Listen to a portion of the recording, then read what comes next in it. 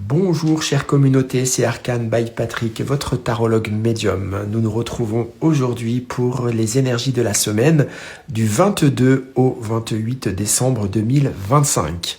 J'espère que vous allez tous bien et que vous préparez vos fêtes de fin d'année. Alors pour votre guidance aujourd'hui, je vais m'appuyer sur les arcanes majeurs du tarot de Marseille, puis le tarot des chouettes et des hiboux de Pamela Chen, et enfin de l'oracle du chemin du pavé d'or. Voilà. Alors, on y va.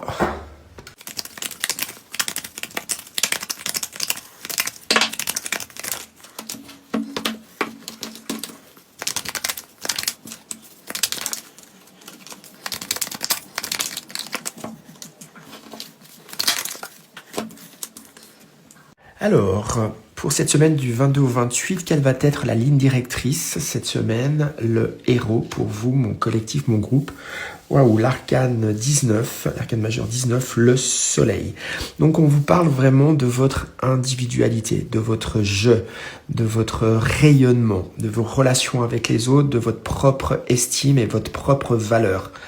De la propre douceur que vous vous accordez. Donc vraiment, c'est une semaine où le jeu, mais pas vu sous l'angle égotique, mais plutôt sous l'angle de la singularité, de se prioriser.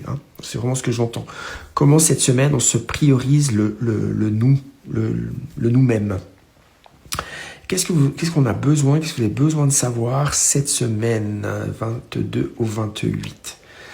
Ok, on nous parle du 10 de bâton. Alors le 10 de bâton, on est dans l'énergie de vie, la motivation. On est sur une carte aux énergies assez lourdes. On nous parle peut-être, on le voit à l'instar de cette chouette qui a un gros fardeau de bois dans les bras, possiblement de quelque chose qui est quand même un petit peu lourd, peut-être un peu compliqué, où on peut saturer d'une situation, d'une relation. Voilà, donc là, ce qu'on a besoin de savoir, c'est que cette situation que certains d'entre vous pouvez vivre aujourd'hui, on vous invite quelque part à la mettre, de tenter de la mettre en stand-by et de vous prioriser vous, de revenir sur l'élément essentiel dans cette situation qui est le je, le singulier, le vous, encore une fois. On voit quand même que derrière ce fardeau, derrière ce 10, on a quand même un soleil qui brille, d'accord? Donc ce que j'entends, et puis on a une prairie très verdoyante qui me rappelle quand même au vert de l'archange Raphaël, de la guérison. Donc j'entends aussi que ce qu'on peut vivre comme ardu, comme compliqué, c'est passager. D'accord? Et que le soleil qui brille, en tout cas, il est au-dessus, il n'est pas loin. Quel potentiel obstacle, quelle potentielle difficulté cette semaine du 22 au 28 décembre? On a le 6 d'épée et on a la reine de bâton. D'accord? Donc on nous parle encore une fois possiblement de votre énergie actuellement. Ça peut aussi concerner justement, c'est la période, moi j'en sors, un syndrome grippal, enfin toutes les pathologies hivernales qu'on peut connaître actuellement, elles peuvent influencer votre santé, votre énergie de vie, votre dynamisme. Donc là, on peut être dans une période où temporairement, on peut être aussi pas bien physiquement avec un 10 de bâton. Et on voit que peut-être la difficulté cette semaine-là, c'est d'arriver à laisser partir ou à relativiser ou à accepter finalement avec le 6 d'épée ce qui est en train de se passer ponctuellement dans vos vies. Le 6 d'épée, on est vraiment dans le mental, on peut un peu tourner les choses en boucle, on peut un petit peu avoir du mal à comprendre que ce qui se passe, c'est un début, c'est en train de se vivre et puis ça va s'arrêter probablement plus vite qu'on peut le penser, d'accord?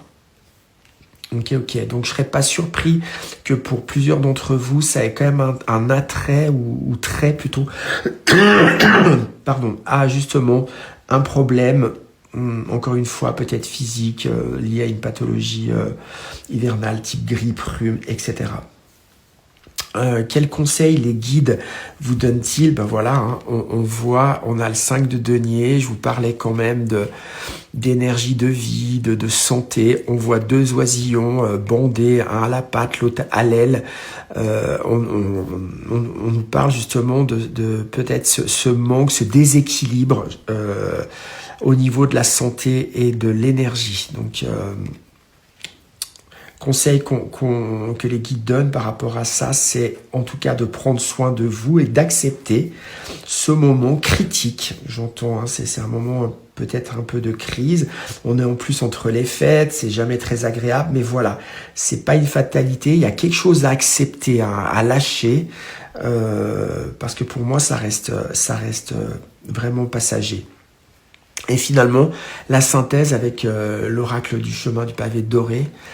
Oh, magnifique. J'ai l'abondance, d'accord? Et je vous parlais tout à l'heure du ver, de l'archange Michael, de la guérison.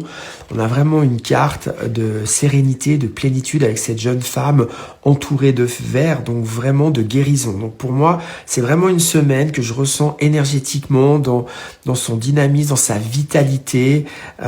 Une semaine où on est peut-être un peu en crise, on est peut-être un peu en berne, on peut peut-être être déçu, être un peu amer, mais c'est passager et l'abondance, la sérénité, elle revient à vous. En tout cas, c'est ce que je vous souhaite du fond de mon cœur. Passez de belles fêtes de fin d'année, prenez bien soin de vous, de vos proches.